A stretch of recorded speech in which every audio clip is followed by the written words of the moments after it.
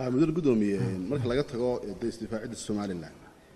Soomaaliya adigu siyaasi baa tahay wax wada garanaysa siig ogaan kartaa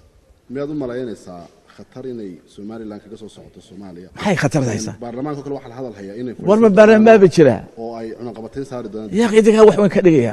maxay jiraan deer waxa weyn jira ma jiro baarlamaan ma jiro shakhsiyaad la laga soo waray qaar inaga xitaa ku jira man baarlamaan ma jiro dawlad ma jirto maxaa ma jiraan ma awood ba leeyahay maanta Itoobiya isku hortaaga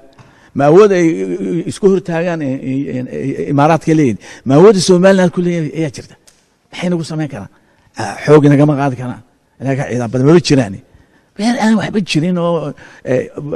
ماس ميديا سوشيال ميديا كنورين إذا تسقط تصويرها ملاحظ يكون بدل ودنا كيسة قاعد تسي كقريب للشركة كيسة ديارات كحيسو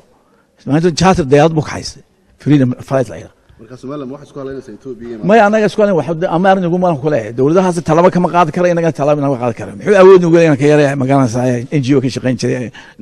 Norwich Refugees and Council ka shaqeyn halkan inala joogay waa daayeer way kursi aanu qalin la saaray